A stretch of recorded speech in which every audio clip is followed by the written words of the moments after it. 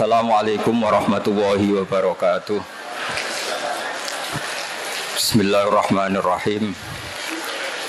Alhamdulillahirabbil alamin wassalatu wassalamu ala asyrafil mursalin sayyidina Maulana Muhammadin wa ala alihi wa sahbihi asma'in, amma ba'du. Yang saya hormati keluarga besar Matholiul Falah, utamanya Agus Muhammad Abbad selaku Direktur Matholiul Falah, sedanten para guru, para asatidzah yang saya hormati, semua alumni yang saya hormati. Alhamdulillah niki udan, terus saya ini santai-santai mawon. Kula tak matur sekedap. Dulu di antara wasiat Hadratus Syekh Banafe, kata beliau, buat setahun pisan kowe kadang-kadang yo ngisi teng matolek, kata beliau gitu.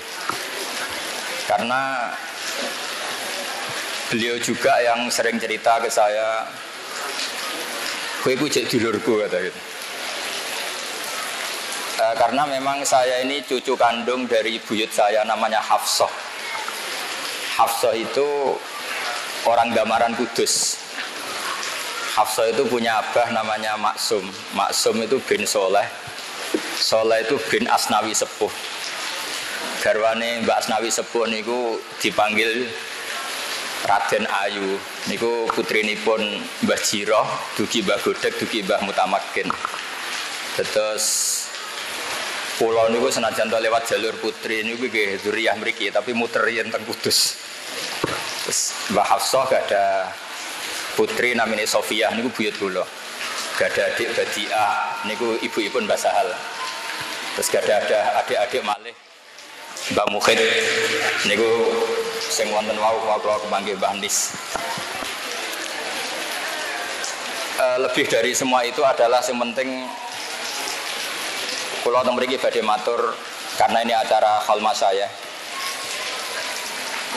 Saya akan mengingatkan niki gaduh-gaduh ke bahasa Indonesia basa Jawa. Bapak kula niku riyen ngaos teng Kiai Zubaidi ngantos khatam terus mondok teng mriki teng Badolah. Sawise qiraah masyhur. Badhe niku mondok teng sarang menangi Mbah Zubair gangsal tahun.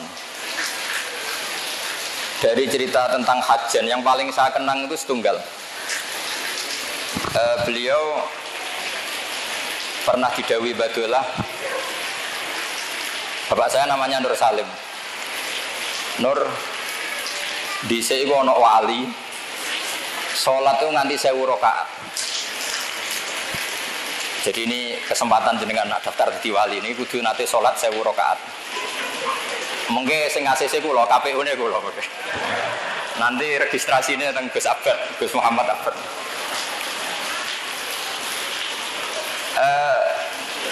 Kalau tangklet, kok kiat Pak? Kata Badolah jawabnya gini, yo sakjane iku niate mau orang rokaat, terus saking syukurnya sama Allah, sholat lagi karena mensyukuri sudah sholat 2 rakaat. Setelah mensyukuri 2 rakaat, setelah salam syukur lagi ditambahi 2 rakaat, syukur lagi, tahu-tahu sampai 1000 rakaat. Kalau imut sangat nasihati bapak itu. Jadi 1000 rakaat dari syukur. Isak kalau dalam bahasa tahu isak. Nah itu kalau saya ijazahkan ke jenengan itu mesti begini. 1000 rakaat dibagi sekian menit terus disiasati supaya cepat. Akhirnya kayak kasus tarawih di Blitar itu 7 menit selesai. Karena terus pikirannya 20 rakaat dibagi sekian berarti per rakaat sekian menit atau 0, sekian detik selesai dalam berapa? 7 menit. Maka ijazah ini kalau jenengan yang melakukan tetap tidak wali karena inginnya 1000 rakaat, kemudian disiasati. Mangan sik, ngopi sik, terus cari waktu yang tepat kemudian sholat. Itu beda dengan wali-wali dulu. Wali-wali dulu itu kalau sudah ibadah sama Allah, karena ini kholnya para wali termasuk utamanipun kholnya Mbah Ahmad Mutamakin. Saya tahu banyak tentang beliau karena saya termasuk orang yang meyakini versi Mbah Mutamakin itu dzuriyah dari Tuban. Ini ku Mbak Asari Bejagung. Jadi saya tahu banyak karena bapak saya itu keluarga Mbak Asari. Jadi saya tahu banyak Mbak Mutamakin itu sebelum saya sering ke kajen. Itu sholatnya orang-orang dulu, itu saking nikmatinya, itu kalau mau ngakhiri itu bingung. Sampai Sayyid Ali Zainal Abidin pernah sholat, kemudian rumahnya terbakar. Sampai saking ekstrimnya itu ada kayu gitu, kayu balok itu jatuh ke beliau. Itu ya tetap asik diteruskan sholat. Ketika ditanya, apa engkau gak merasakan itu? Kata beliau, saya sibuk menghadap Allah sehingga saya tidak terasa kalau sedang ada kebakaran. Sayyidina Umar radhiyallahu anhu itu pernah mengalami satu hal yang terkenal sekali, yaitu beliau ditusuk sama Abu Lulu Al-Majusi. Alat yang dipakai nusuk itu kira-kira ya seperti pedang tapi bermata kayak pancing. Jadi kalau sudah masuk, nariknya susah. Setiap dicoba ditarik itu sakitnya minta ampun. Tapi apa kata Sayyidina Umar? Gampang katanya. Nanti tarik ketika saya sholat. Beliau sholat sudah itu ditarik itu lam yatahar. Dia tidak gerak sama sekali karena nggak terasa. Nah, jenengan kita semua ini sholat cokot nyamuk saja gegernya enggak. Jadi untuk daftar wali kayaknya kita masih jauh. Tapi ini pemanasan daftar apa? Wali. Karena saya juga sudah daftar, tapi ya belum tahu ini sudah masuk belum, tidak tahu saya. Tapi kita boleh GR, syukuran dulu. Menang kalah sementing syukuran dulu. Jadi ini Mas Nadim yang semangat. Ya, jadi menang kalah syukuran dulu. Kenapa saya cerita bab wali? Nanti insya Allah saya akan membawa dua tema, yaitu Kitabul Wilayah dan Wilayatul Fikhi. Karena kita tahu kajian dulu, mulai dulu ya banyak yang ahli fikih, juga banyak yang masyhur bil wilayah. Dan saya termasuk orang yang diuntungkan lewat dua masyrab besar ini. Yang perlu diketahui begini, sebetulnya wali-wali dulu jadi wali itu tidak harus wiridannya banyak atau ibadahnya banyak, enggak. Tapi karena rasa, dzauq. Abu Yazid Al-Bustami itu pernah punya murid, itu min ahlil ibadah. Dia tidak puasa. Kalau malam mesti jungkung. Setelah melakukan itu 40 tahun, tanya sama Abu Yazid, apa saya sudah wali? Kata Abu Yazid, belum. Kok bisa? Ya? Saya memang belum mengalami kasaf, kata muridnya tadi. Kok ditanya, kenapa kok begitu? Kalau kamu mau saya ijazahi, nanti setelah itu pasti jadi wali. Ya? Terus, ya guru. Padahal ini ngajinya 40 tahun, nggak pernah nggak puasa, nggak pernah nggak qiyamul lail. Setelah dijazahi kata gurunya gini, tapi kamu tidak akan kuat katanya. Berapa? Satu saja, tapi kamu tidak akan kuat katanya. Ya cobalah guru, nanti saya coba. Terus kata si Abu Yazid gini, lucu ijazahnya. Kamu ke pasar, rambut kamu potong gundul ke pasar, kemudian kamu bawa beberapa makanan, terus perlombakan ke anak-anak kecil, siapa yang bisa banting kamu dikasih hadiah. Padahal dia kiai besar, makanya terus si murid tadi bilang subhanallah. Abu Yazid malah marah. Qauluka subhanallah syirkun, kamu mengatakan subhanallah itu syirkun kan? Syirik gitu. Padahal Abu Yazid tidak Wahabi, tapi ini bahasa dulu ya. Terus kata muridnya, kenapa? Li'annaka sabbahta nafsak wa 'adzamta nafsak. Karena kamu sebetulnya tidak pernah mensucikan Allah, tapi mensucikan diri kamu. Kamu merasa diri kamu itu nggak pantas melakukan itu. Terus kamu pura-pura soleh mengatakan subhanallah wa inna ma sabbahta nafsak. Kamu itu memuji diri kamu sendiri. Itu tidak pantas melakukan hal-hal seperti itu. Terus kata Abu Yazid Al-Bustami, ya gara-gara itu kamu tidak akan pernah jadi wali katanya. Artinya apa? Ternyata ibadahnya dia 40 tahun itu hanya ingin cari prestasi. Cari prestasi, ingin jadi wali, ingin jadi orang top. Artinya tidak karena Allah. Makanya ini penting ya, mungkin ini ilmu yang sudah jarang dibicarakan, tapi kita akan ngomong terus betapa pentingnya ikhlas. Dulu Mbak Maksum Lasem itu dulu juga pernah ngaji di Mbak Maksum Damaran di buyut saya itu. Itu pernah pas pertama ngiyai itu amin wiridan, terus habis sholat wiridan. Terus ditanya sama temannya, Som, gue disik rata wiridan, tidak saya wiridan. Perkara ini gue isen tuh didelok santri muakan, arah wiridan gak pantes. Terus kata beliau, iya pertama mergo isen, suwe-suwe lali. Lapas lali gue ikhlas. Makanya harus ada gerakan lali. Nah lali gue ikhlas. Makanya saya ini termasuk orang yang anti pidato umum, tapi ada pengecualian 2%, itu termasuk kajen sama kudus karena saya kalah sepuh. Jadi ini korban dibully ini sama Gus Mat sama keluarga kajen. Saya itu diundang pengajian umum jarang mau, termasuk diundang UIN beberapa kali saya juga gak mau. Karena saya memang tadi sudah daftar jadi wali tadi, meskipun saya tidak tahu keterima apa enggak. Tapi ini penting. Nah karena saya mulai kecil di sarang, dan fakih saya fakih ala Bazuber, karena sampai sekarang saya juga ngajar mahali sama anak-anak sarang. Saya ingin daftar wali lewat jalur fakih. Nah ini yang perlu saya bicarakan panjang lebar. Ini lebih ringan. Dalam kitab usul fikih yang dikarang Zakaria Al-Ansori namanya Lubul Usul, kemudian disarai Basahal namanya Thariqatul Usul.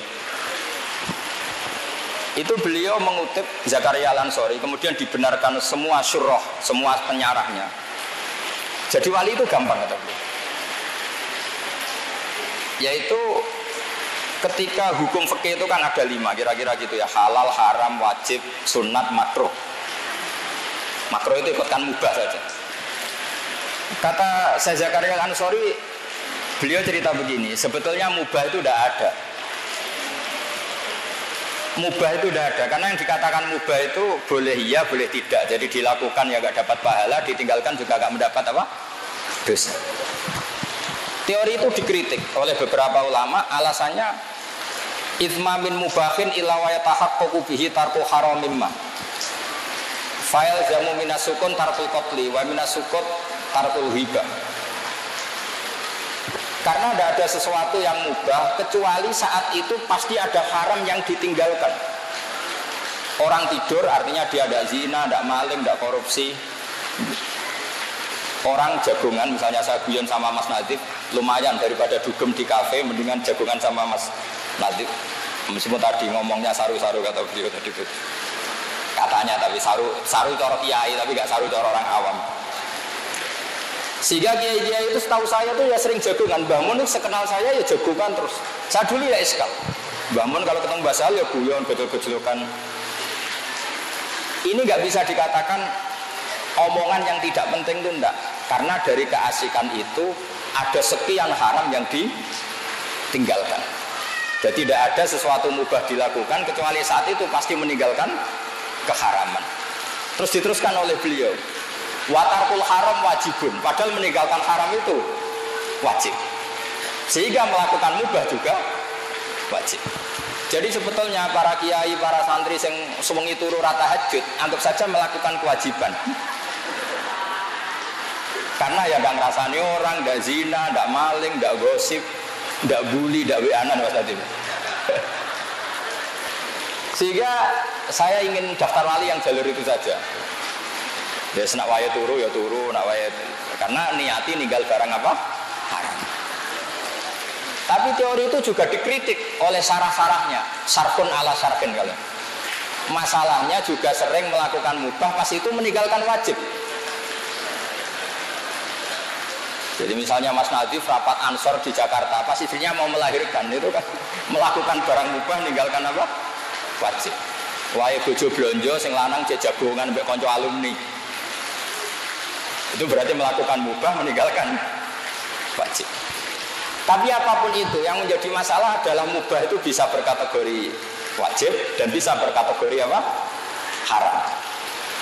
Tapi itu menjadi satu ilmu. Karena itu menjadi satu ilmu sehingga ada cerita di kitab Al-Fawaid Al-Mukhtarah itu. Abu Yazid Al-Bustami itu saking GR-nya ya, gede rumongso ya, pede sekali kalau dia itu wali papan atas. Terus tanya sama Allah, ya Allah, lalu yang setingkat saya itu siapa kan? Sama Allah ditunjukkan ini lewat hadis, sama enggak usah tanya caranya gimana, Wahabi udah zaman kalau tanya gitu. Kata Allah, gitu loh, teman kamu yang tidur itu. Itu setingkat kamu makomnya. Abu Yazid protes, kenapa ya Allah? Kowe kakean ibadah itu nganggep aku itu koyok polisi lah. Jadi nak ora ibadah itu kantor rahmatku. Iku ngertiin aku baik-baik saja terus ditinggal turu. Jadi saya ingin daftar yang itu maksudnya makanya ini. Jadi saya ini sudah daftar tapi yang jalur itu aja. Saya kemarin pilpres itu juga ngaji masif. Saya bilang Ar-Razik itu Allah, Al-Mudabbir itu Allah, yang ngatur dunia itu Allah. Nggak mungkin dong kita fanatik 01 atau 02, tetap yang ngatur dunia itu Allah. Kamu fanatik kan karena kalau dipegang ini nanti dunia jadi gini, dipegang ini begini. Mana ada makhluk punya pengaruh sebesar itu? Kayak rata ngaji tauhid gitu. Jadi menurut saya ya sudah biasa saja. Atas nama prosedur negara, prosedur demokrasi ya kita milih salah satu. Tapi tidak usah iman-iman banget. Iman ya sama Allah Subhanahu wa ta'ala. Ini penting saya utarakan, ternyata di dunia wali saya punya kitab namanya Khilyatul Auliya. Itu kitab kesayangan Imam Ghazali. Dikarang oleh Abu Nu'aim Al-Asfihani. Di situ ada sekian cara jadi wali, mulai jalur yang serius. Ya mungkin jalur serius itu termasuk saya yakin mimbenihim termasuk Badullah Salam, Mbak Mahfud, ada yang jalur yang agak enggak serius, itu mungkin jalur saya dan saya daftar di sini aja yang itu diantaranya ada cerita gini. Imam Syafi'i itu sebetulnya alimnya itu ketika ngaji Sufyan bin Uyainah. Jadi Imam Syafi'i itu punya guru itu 5 yang terkenal tuh. Pertama ngaji sama Muslim bin Khalid Az-Zanji. Terus beliau ngaji sama Sufyan bin Uyainah, ngaji sama Sufyan As-Sawri. Tapi kenapa yang terkenal itu guru beliau itu hanya Imam siapa? Malik. Setelah ngaji Imam Malik, dia ngaji lagi di Irak sama Muhammad bin Hasan Asy-Syaibani, muridnya Abu Hanifah. Sufyan bin Uyainah itu termasuk orang yang menceritakan, padahal orangnya khusyuk. Sufyan bin Uyainah itu orangnya khusyuk. Dia pernah cerita, Nabi yang segenerasi, sezaman itu hanya 3. Kita tahu ada Nabi Lut dan Nabi siapa? Ibrahim. Tapi nggak level, karena Nabi Lut itu pernah keponakan sama Nabi Ibrahim, seangkatan tapi nggak level. Sehingga nggak mungkin lah kalau ijtihadnya imbang itu nggak mungkin. Jadi yang satu muttabi, yang satu muttaba kira-kira gitu. Terus ada Musa dan Harun. Ini Harun juga nggak mungkin melawan Musa karena dia jadi nabi itu atas proposalnya Nabi Musa. Sebenarnya Harun itu tidak bakat nabi. Tapi karena Nabi Musa itu alsat, pelat, beliau matur ke pangeran, Gusti saya ini pelat, harus ada jubir. Jadi bukan Balim kok yang punya jubir, dulu Nabi Musa juga punya jubir. Rabbi shrah li sadri wa yassir li amri wahlul 'uqdatam min lisani yafqahu qawli waj'alni waziram min ahli Haruna akhi. Ada sebagian ayat yang lebih jelas. Wa akhi Harun huwa afsahu minni lisanan fa arsilhu ma yarid ayusaddiquni. Gusti saya ini pelat. Sehingga kalau saya jadi nabi nanti kalau nalkin orang bingung mayitnya kira-kira gitu. Saya pernah didatangi seorang kiai top. Dia pas stroke, pas agak darah tinggi disuruh nalkin. Pertama dia mau menyenangkan sohibul musibah, dia mau. Terus tak, dan jenengan anak nalkin piye jenengan pelat kabeh. Mbok mayite bingung. Sudah pelo terus. Gus kula ndonga mawon sakake mayite. Singkat cerita Nabi Musa dan Harun itu seangkatan, tapi Nabi Musa nggak mungkin dilawan Nabi Harun karena jadinya Nabi Harun itu karena proposal Nabi siapa?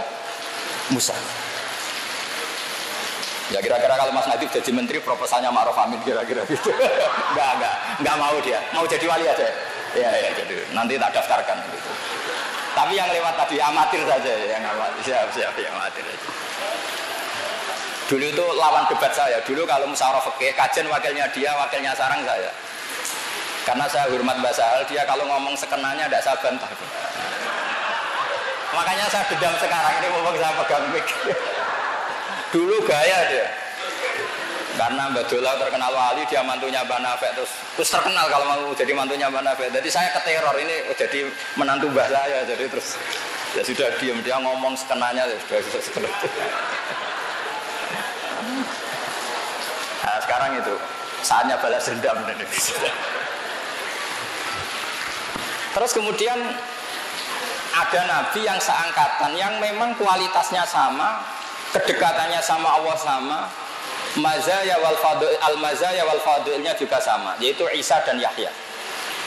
Nabi Isa kita tahu mulai kecil ya sudah bisa ngendikan wa yukallimun nasa fil mahdi wa kahla. Nabi Yahya juga kata Allah, ya Yahya khudil kitaba bi quwwah wa atainaul hukma sabiyya.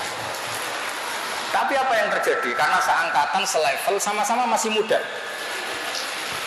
Itu kalau Nabi Yahya dan Isa ketemu di salah satu kampung binaan. Itu kalau Nabi Isa tanya gini, di sini yang rumahnya orang-orang fasik siapa ya? Yang masih narkoba, masih dugem, masih sakau, rumahnya mana ya? Kalau Nabi Yahya tanyanya enggak, di sini yang rumahnya Pak Yai, yang orang-orang soleh mana ya? Ini yang cerita Sufyan bin Uyainah dalam kitab Khilyatul Auliya atau Baqatul Asfiya. Sehingga saya jamin semua cerita yang ada di Ihya tentang manaqibul akhyar itu Imam Ghazali ngambil dari kitab apa? Khilyatul Auliya. Sekitar 14 juz. Kalau di kitab saya ada 14 juz. Mungkin kalau di Mas Nadif hanya saku karena dia malas beli terus pakai apa itu? Maktab apa? Samilah. Gratis ya? Yes. Masalah itu menurut saya. Kalau saya enggak, kitab betul. Kitab betul. Itu akhirnya dibukalah satu dialog. Kata Nabi Yahya, kenapa kamu tanya rumahnya orang-orang buruk? Aina sirorun nas. Kenapa kamu selalu tanya aina sirorun nas? Mana orang-orang buruk? Nabi Isa nggak mau jawab, terus tanya. Lah kenapa juga kamu tanya aina khiyarun nas? Di mana rumahnya orang-orang baik? Nabi Yahya jawab, ya enaklah ketemu orang-orang baik, gitu, nyaman, terus barokah. Ya pokoknya enaklah ketemu orang-orang soleh itu enak. Terus apa jawabannya Nabi Isa? Ana nabiyun biman zilatit tabib udawil mardo. Jenenge nabi kaya dokter. Dokter ning nggon golek daerah endemik penyakit. Dokter kok golek wong waras apa-apanan gitu. Ya kira-kira seperti itu. Makanya terus di NU banyak kiai jadab ya payu gitu kira-kira gitu. Mungkin Mas Nadif daftar gak? Jadi itu macam-macam. Makanya di NU itu ono kiai mau kancanan wong fasik tok ya payu, kancanan wong soleh tok ya payu, karena memang Nabi dawuh al ulama warasatul anbiya. Dan itu semua teks hadis uniknya tidak ada yang kata-kata al ulama warasati, tidak ada. Tapi al ulama warasatul anbiya. Sehingga semua watak para nabi dulu itu terwakili oleh ulama-ulamanya Rasulullah Shallallahu Alaihi Wasallam. Sampai sebagian riwayat disebutkan ulama ummati ka anbiya ibani Israel. Sebagian riwayat ka rasuli bani Israel. Kita tahu ketika Asra Badrin, tawanan perang Badar, Rasulullah tanya, ini diapakan? Kata Abu Bakar, hum asyiratuka, itu keluarga kamu ya Rasulullah. Maafkan saja. Kalau terpaksa ya ambil fida, ambil tebusan, jangan bunuh, mereka keluarga kamu ya Rasulullah. Ketika tanya Umar, ini diapakan? Itu kan orang-orang yang ingin membunuh kamu, ingin mengusir kamu, sekarang ketangkep ya bunuh. Kok repot, kata Umar. Apa kata Rasulullah? Masaluka ya Abu Bakrin ka masali Ibrahim itqala faman tabi'ani fa innahu minni wa man asani fa innaka ghafurur rahim. Wa masaluka ya Umar ka masalin Nuh itqala rabbi la tazar alal ardi minal kafirina daya. Nah saya enggak tahu yang Mas Nadim itu kayak nabi siapa, itu saya belum tahu. Khidir ya? Apa Nabi Daniel? Jadi ini penting saya ceritakan supaya mana hijud dakwah. Nabi yang jadi raja juga banyak, Nabi Dawud, Nabi Sulaiman. Jadi kalau ada kiai jadi wakil presiden ya tidak aneh gitu. Ya biasa saja gitu. Nabi yang nggak suka uang, yang nggak ulama yang nggak suka uang juga nggak punya uang dulu ya banyak. Terus yang nggak jelas ya nggak kaya, nggak miskin ya banyak. Yang istrinya banyak ya nggak usah diteruskan, sensitif itu wilayahnya. Tapi yang penting saya utarakan di sini adalah khazanah ini tidak boleh hilang. Sehingga ketika Nabi Isa bilang ana nabiyun biman zilatit tabib udawil mardo, kita tahu zaman kita ngaji mardo itu jamaknya marid, karena masyhur itu kan fa'la liwasfin qatilin wazamin, jadi maridin mardo halikin halka. Sehingga itu jadi manhaj besar. Saya punya kitab namanya Hayatus Sahabah. Di situ hanya ada cerita justru saat Nabi membina orang-orang fasik. Termasuk ini cerita di Hayatus Sahabah. Nabi pernah duduk di depan itu. Nabi itu dahar. Nabi itu unik. Kalau dahar memang dipertontonkan ke orang banyak. Dan daharnya itu tidak priayi. Cara ukuran priayi Arab itu tidak priayi. Ketika ada mumisah liwat, nggak usah diterjemah mumisah itu apa, karena ya sudahlah kira-kira sendiri maknanya. Muradisnya itu bahiyah. Kalau terjemahan Indonesia tidak tahu saya. Pokoknya mumisah itu ya mumisah itu bahiyah. Dulu kalau zaman Pak Harmoko bahasanya bagus, wanita harapan. Ya dulu kan pernah mau diperhalus dengan ketika lewat dikomentari gini, orang gitu kok ngaku nabi, yakulu kama yakulul abdu, dia makan nggak priayi kayak budak. Tapi apa kata Rasulullah? Oh iya, saya memang budak terbaik. Tentu maksudnya nabi itu budaknya Allah. Lalu salah saya apa lagi? Ya salah lah, makan nggak tawa-tawa gitu. Terus kata Nabi, ini ada di kitab Hayatus Sahabah di juz 1. Tapi di Maktabah Samila ada juznya ya. Nggak, repot. Terus kata Nabi, ya sini silahkan makan, tak kasih. Oh enggak saya maunya yang sudah kamu kunyah. Maunya yang sudah kamu kunyah. Sama Nabi dikasih, yang sudah dikunyah dikasih.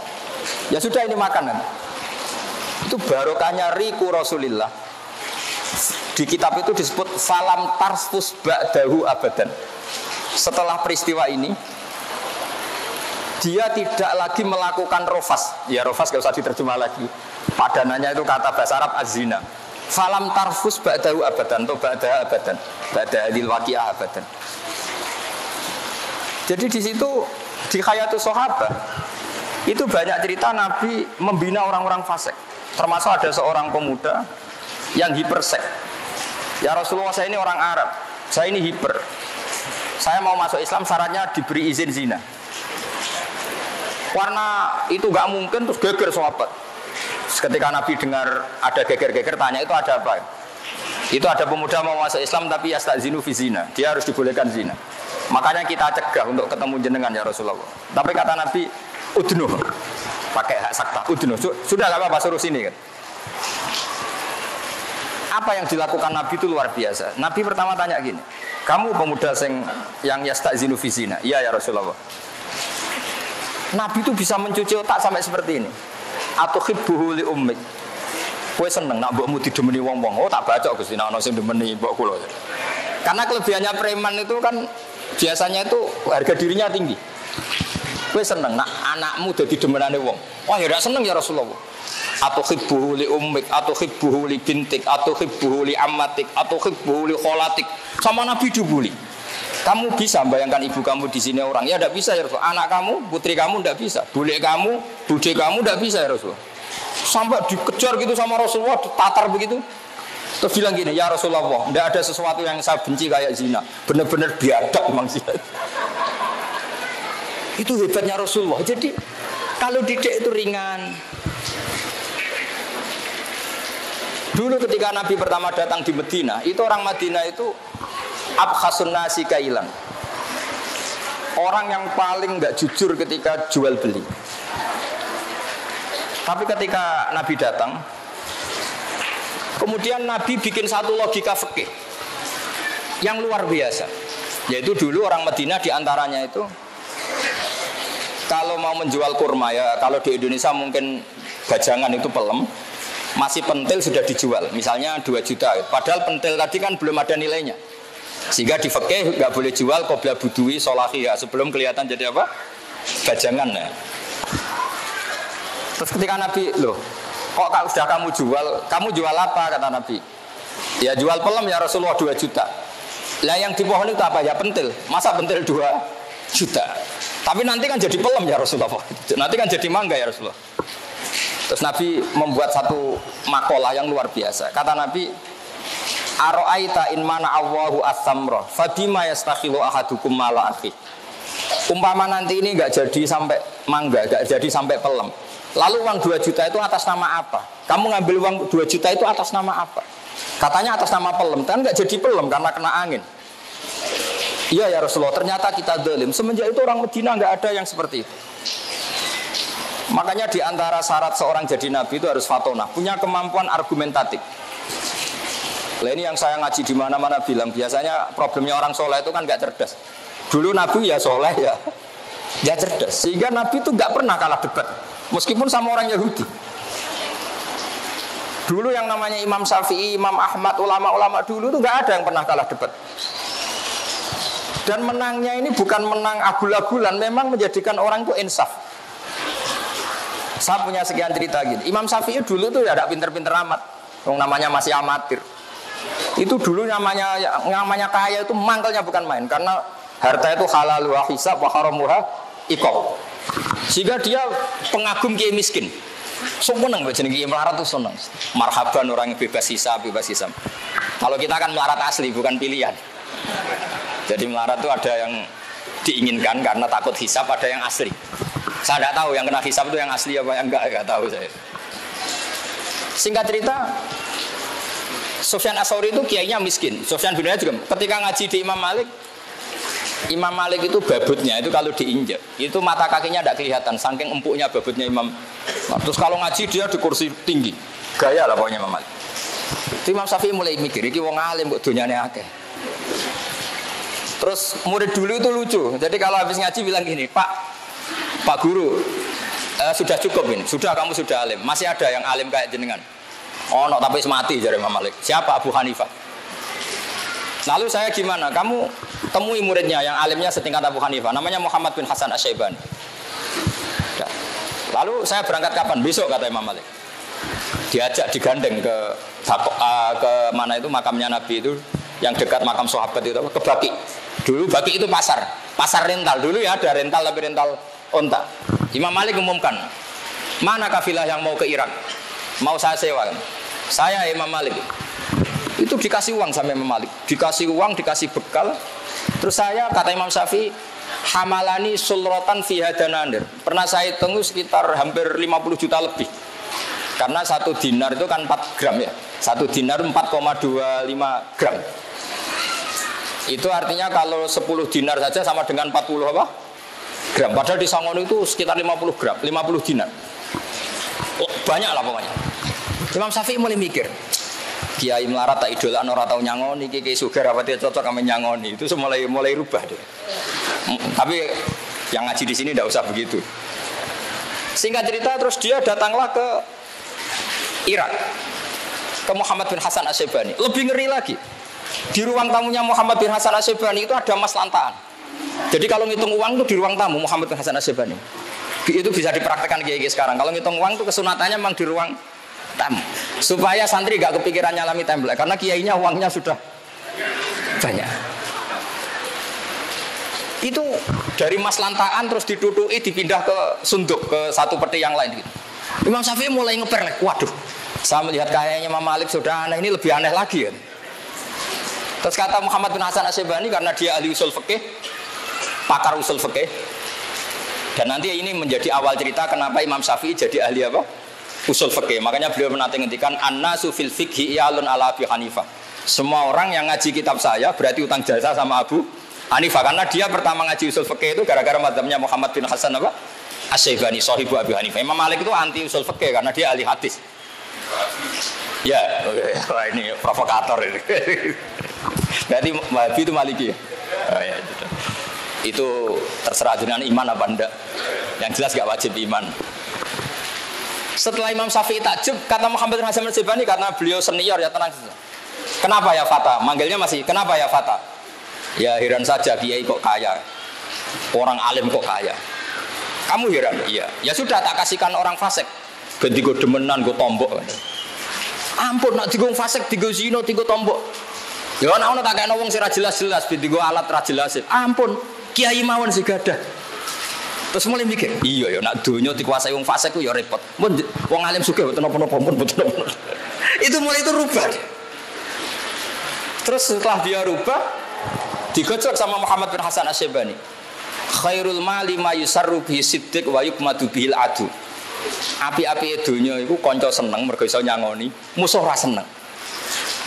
Imam Syafi'i mulai mikir, iya. Di antara alamate wong bener walau karihal kafirun walau karihal rikun. Kira-kira wong kafir itu seneng kiai sugih apa kiai melarat? Enggak kira-kira. Kira-kira wong kafir itu seneng kiai jabat apa sing ora jabat? Iku Mas Adib.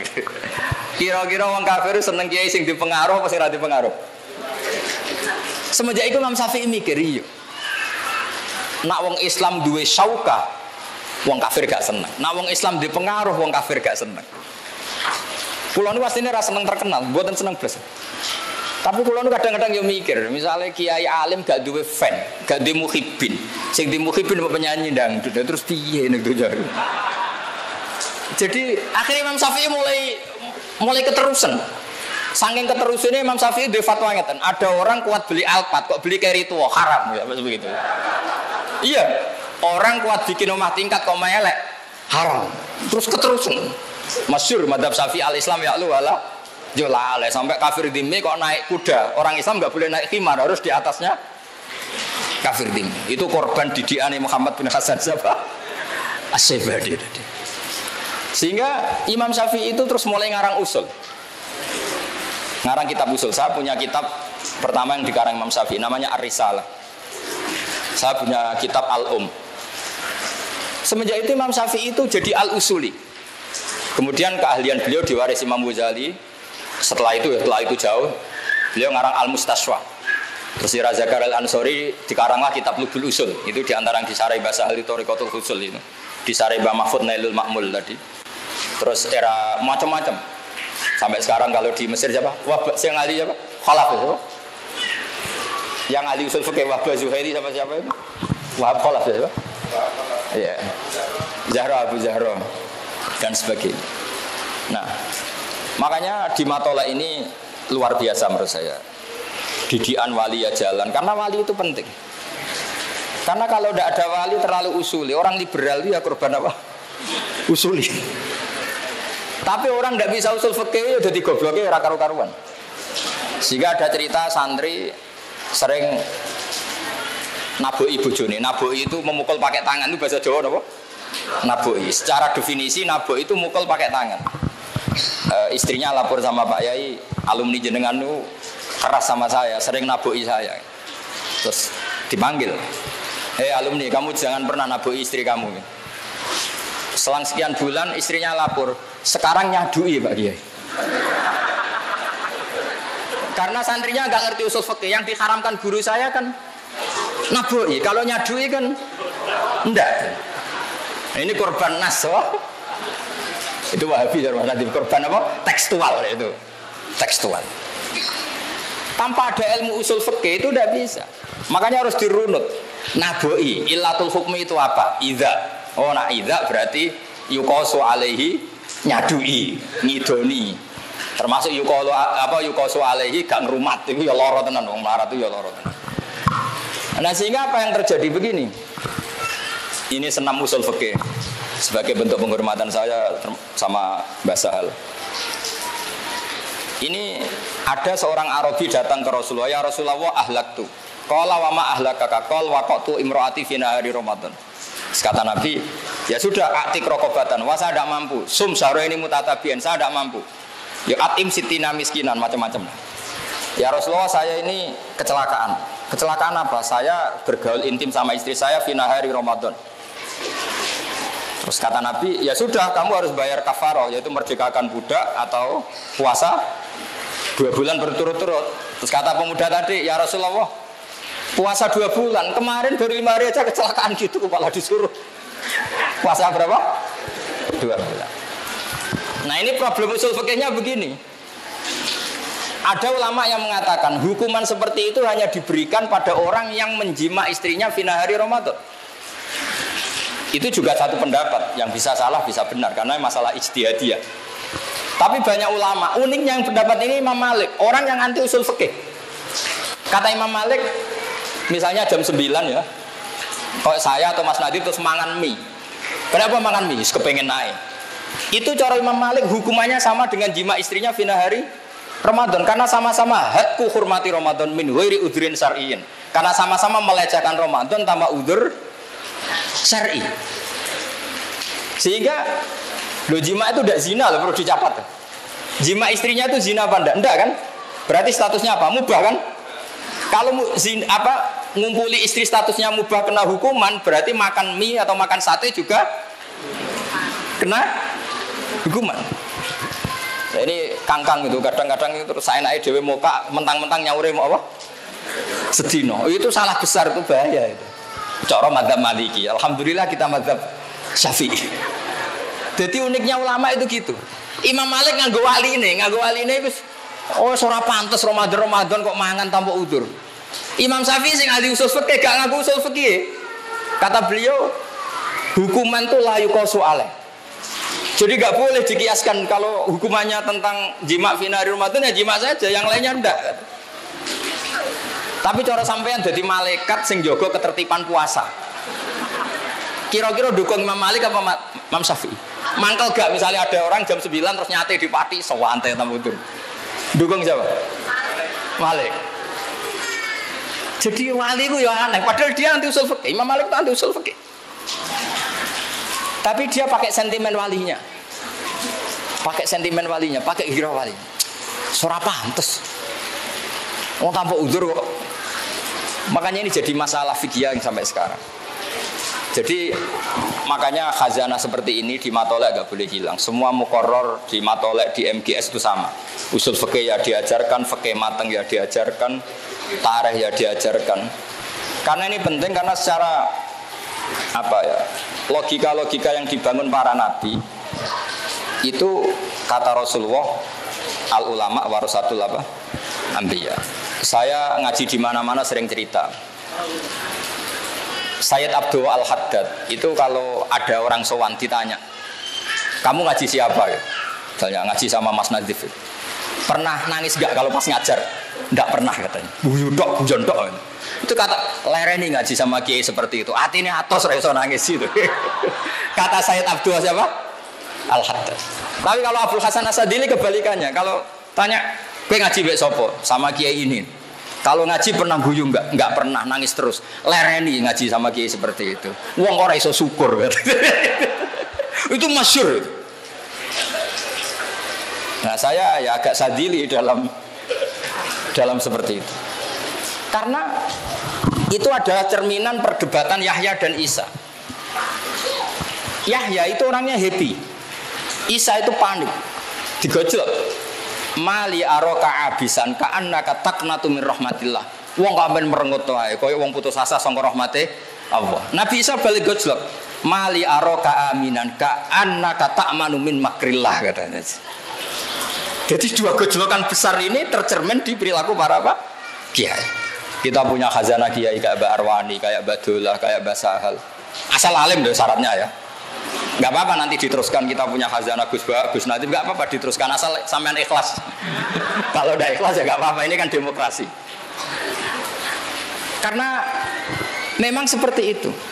Wa annahu wa adhaka wa abka. Orang bisa tertawa ya karena kehendak Allah, orang bisa nangis ya karena kehendak Allah. Tentu para wali ini yang tahu mana guyu sing diridani Allah, mana nangis sing diridani Allah. Jangan sampai terjadi ad-dohku fi mahalil buka, al-buka fi mahalid dohki. Karena ini pelecehan terhadap takzim haibatu jalalillah. Sehingga banyak orang jadi wali itu ya karena cerianya. Bapak saya itu gak guyon. Guru saya Mbah Mun ya gak pernah guyon. Pernah tak tanya, Pak kok sering guyon? Aku itu isin ambek pangeran. Sawangane ning bumine gak pati ikhlas. Lho nggih misalnya sampean punya tamu merengut kan kurang apane kan gitu kira-kira gitu. Ono gaman di kiai merengut kurang sowanane tapi kan terjadi repot gitu. Tapi nak guyon terus ngitung duit di ruang tamu apalagi duit politik kan tumpuan deh. Oh itu santri ini sampai salam template saya ketemu yang mutarot dit tak kekno ta ora. Kan terus jadi mantep ora usah kiai ku duwe akeh. Lah itu madzhab siapa? Muhammad bin Hasan Asy-Syaibani. Itu bisa ditiru. Jadi dia kalau ngitung emas, dulu uang itu kan pakai dinar, itu di kamar di ruang apa? Tamu. Ini penting saya utarakan sehingga kalau ada kiai-kiai yang suka syauka, suka pangkat, anggap saja semoga masuk walau karihal kafirun, walau karihal apa? Mujrim. Sayyid Qutb itu termasuk diantaranya ikut ikhwan dulu sebabnya itu ketika dia kuliah itu di barat Dia menyaksikan ketika meninggalnya Presiden Ikhwan Hasan Al-Banna itu gereja-gereja itu do seneng. Terus dia berpikir alamatnya wong apik itu nak pas mati disenengi wong apa? Kafir. Berarti hidupnya beliau itu karihal kafirun. Terus dia mulai tertarik. Meskipun saya tidak nyarankan sampai ikut Ikhwan, saya sendiri juga gak setuju. Mau cerita saja, cerita. Jadi dulu itu makanya terus ini penting saya utarakan. Kalau mau daftar wali itu tolong keseimbangan fikih dijaga. Sekarang banyak orang daftar wali tapi tanpa keseimbangan apa? Fikih. Kenangan saya sama Mbah Sahal sebelum beliau wafat qabla sanaten min wafati itu saya sering ketemu beliau, sering sowan karena beliau memang sepupu mbah saya. Pernah bilang gini sama saya, "Hak, umpama pantes pondok-pondok tak sertifikat." Ini kata beliau. Kok sakit, Mbah? Ya anggere pondok-pondok sing kene gondrong ra iso ngaji jare diulang kali Joko iku ya NU. Terus terkenal wali sing mulang langsung kali Jogo duwe unta kusuma iku NU. Engko kadang ya rapati salat iku ya afiliasine NU. Ape tak sertifikat. Angger gak mulang takrib ora kiai kata beliau gitu. Aku bilang gini loh, jenengan kan Rois Am kan tinggal bikin pelaturan. Aku kiai ra pantes kata beliau gitu. Artinya gini, resiko tradisi NU itu kan macam-macam. Kata Mbak Mun gini, kalau kata Mbak Mun lebih ekstrim lagi. Wali ku ra iso ngaji ora, wali ngono-ngono iku ra iso ngaji. Dadi nak bodoni konangan. Ini kata Mbak Mun. Kok saged ya? Lah iya. Jumatan ning Indonesia setengah siji ditakoki, "Mbah kok ora Jumatan?" Aku wis Jumatan ning Mekah. Ada kata wis. Jumatan ning Mekah. Lah setengah siji ning Mekah jek setengah 10. Sudah sijek turu gara-gara. Jadi ku wali amatir, bodoni tapi ra ilmiah. Lah yo setengah siji bar Jumatan takoki, "Mbah kok mboten Jumatan, Mbah?" Aku wis Jumatan ning Mekah, Dong. Kata-katane wis. Kira-kira setengah siji di Mekah jam berapa? Setengah 8 ya? Iku sudah sejak ngantuk. Tapi dia bilang, wis. Mestinya nak waline rada pelajar win. Ora cong engko aku Jumatan ning Mekah rada maju berarti. Tapi wis kadung keliru munine wis. Mungkin enggak setengah 1 wis Jumatan ning Mekah? Enggak mungkin kan karena belum masuk waktu apa? Jumat. Karena kita terpaut berapa? 4 jam.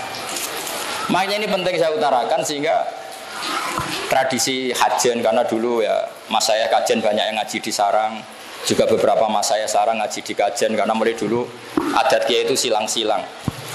Makanya ini harus kita jaga, fikih ya kita jaga, ilmu wali ya kita jaga. Nah, nasihat kedua dari Badola yang dikenang bapak itu begini, Nur, jadi wong pilihannya mau loro tok, jadi wali itu sering ngrungokno radio. Zaman itu memang informasi itu radio. Artinya nak rawali kudu banyak apa informasi. Nak wali kan nganggo insting karena pakai kasufnya tadi.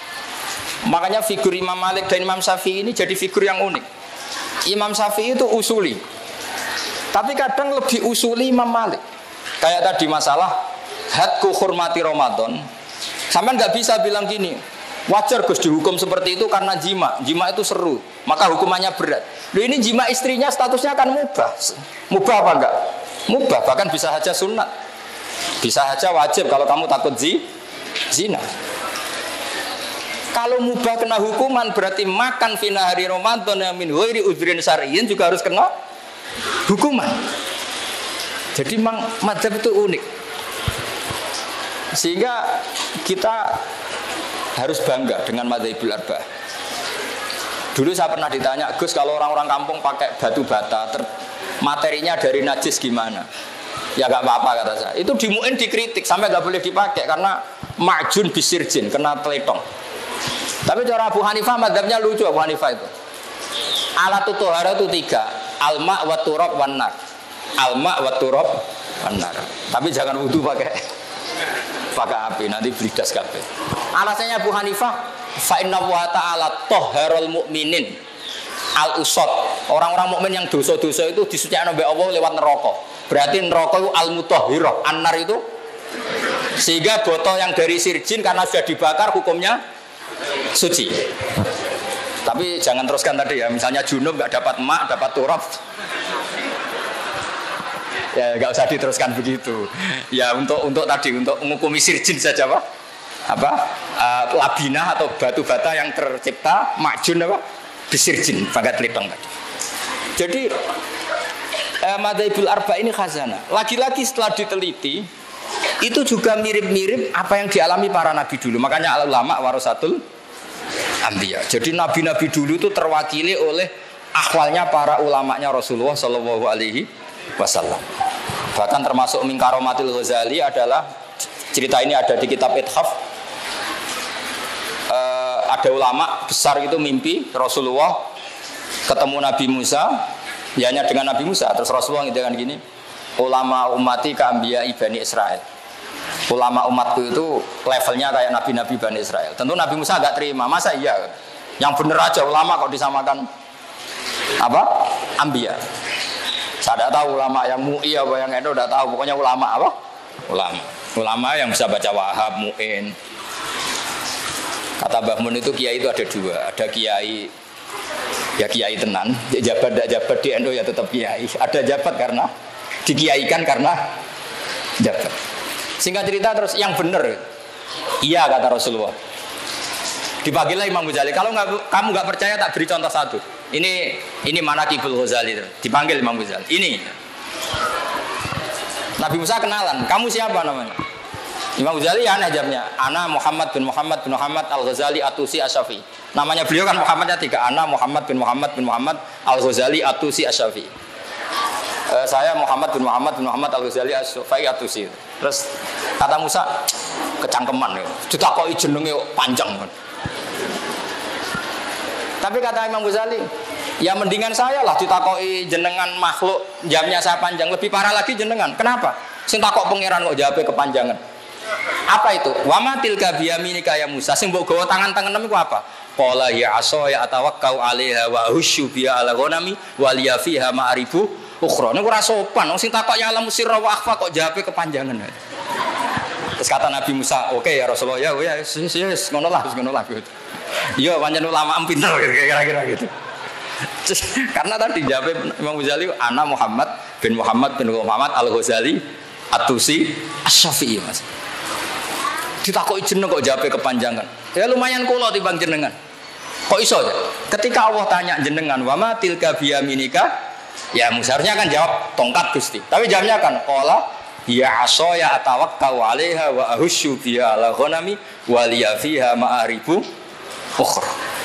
Semenjak itu Imam Musa oke lah ngaku. Yang lebih unik dari itu adalah Imam Nawawi itu delalah namanya itu Yahya. Syarafuddin Yahya. Digelari Abu Zakaria. Ku delalah ya ulama mulai cilik alim ya delalah rabi. Bukan karena gak payu, memang ditakdir gak rabi. Artinya mirip Nabi Yahya. Nabi Yahya itu kan ya alim mulai cilik diboten rabi. Umure nggih enom kapundhut, Imam Nawawi nggih enom kapundhut. Imam Nawawi kapundhut 44. Makanya sedekah Rasulullah ketika ngendikan al ulama warasatul anbiya. Ini penting saya utarakan. Kemudian mungkin ini saya tidak bisa lama-lama selain sungkan ya, wedi ilmu nentek macam-macam lah. Yang jelas kalau penting biasa aja sambutan lama-lama itu. Yang terakhir mungkin saya mau cerita tentang metode tafsir karena ini ilmu yang saya tekuni. Saya mohon alumni-alumni di Matolek jangan bosan ngikuti manhajut tafsir. Karena kalau kita tidak nekuni, nanti orang lain yang ngambil. Di antara saya 2 April kemarin ketemu Pak Quraisy Shihab, beliau termasuk keluhannya banyak orang nafsirkan Quran padahal tidak ahlinya, maka Pak Bahak harus mau tampil. Padahal saya termasuk orang yang suka humul, suka uzlah. Begini misalnya, ini metode yang mungkin gampang ya. Paling gampang menafsirkan Quran selain pakai perangkat tafsir Jalalain, tafsir Munir dan beberapa tafsir sing mudawan kayak Tobari, kayak Qurtubi. Pakailah tafsir ala wali. Wali itu kalau nafsiri Quran itu unik Mas Najib. Jadi kalau saya kan mulai kecil ya belajar, tapi pakai tafsir formal. Kalau wali itu lucu, kalau nafsirkan ayat itu lucu. Jadi misalnya gini. Misalnya innama amwalukum wa auladukum fitnah gitu misalnya. Hartamu dan anak-anak kamu itu fitnah. Terus nangis. Nangis ya Allah nastaziduhu minha. Wong fitnah kok tak tambahi. Artinya nangis itu wong donya iku fitnah kok aku nambahi donya terus, berarti nambahi fitnah. Terus ada wali yang lain lagi marat, maca ayat wa anfiku mimma razaqnakum, nangis dia. Ya Allah cek melarati aku, jenengan perintah anfiku kula kok yunfaku kira-kira gitu. Jadi wali itu lucu. Jadi kalau dia baca Quran itu unik. Makanya kata Imam Ghazali, fakan min muallifin tafasira katsira mujalladatin la yafhamul Quran mislama fahimahu ahlu. Banyak pengarang tafsir berjilid-jilid tapi tidak bisa memahami Quran kayak mahamnya wali. Wali itu unik. Abu Yazid Al-Bustami itu ketika muridnya baca wasiqal ladzina taqarrabahum minal jannati zumara, nangis. Orang-orang baik itu digiring menuju surga. Dia nangis, nangis. Muridnya kan iskal, ini cerita surga kok dia nangis. Terus kata beliau wah khaibah wa hasrata, celaka betul orang itu. Ketika muridnya tanya, lho Mbah niku tentang wong digiring ning swarga kok jenengan nangis. Lho nang ndi wae kok nganti digiring? Kluyuran nang ndi wae kok nganti digiring? Makanya kalau di kitab hikam itu ajiba rabbuka min qaumin yusaquna ilal jannah bis salasin. Wong dijak apik kok ngenteni bis salasil apa? Makanya enggak usah diterjemah, ini kan alim semua sudah gitu aja. Jadi kalau saya terjemah terus ini tahkir ya, makanya ini sering bahasa Arab saya. Terus muridnya ya rada orang ngajar takok. Lah lalu jenengan teng pundi? Lho pas iku aku jejer pangeran dadi ra melok digiring-giring ngono iku.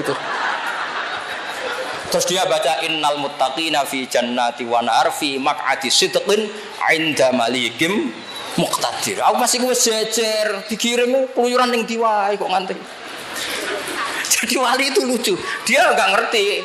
Abu Yazid aku yakin lah, ora tau ngaji kon ra ngarep. Pemenang ngaji kitab takbir, pemenang ngaji ning Solo gak arah lah, tahu kira-kira sudah kira-kira gitu. Soalnya tahu ngaji ya gitu kan, ya tahu kursus ya. Tapi zauknya salim.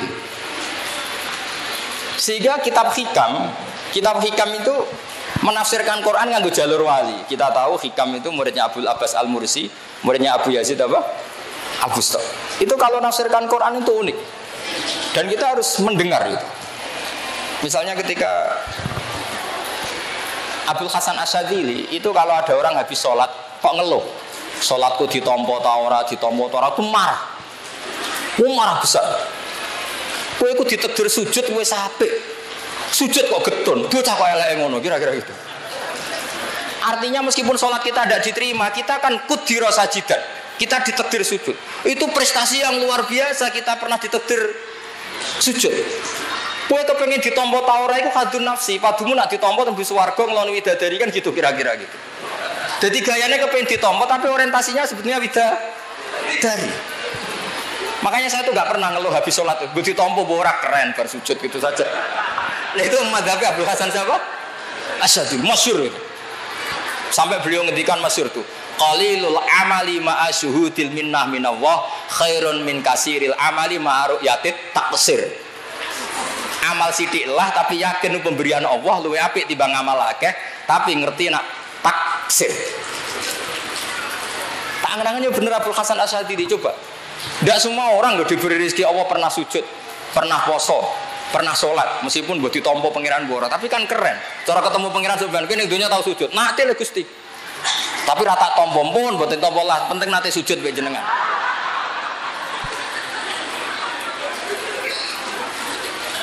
Makanya masyhur.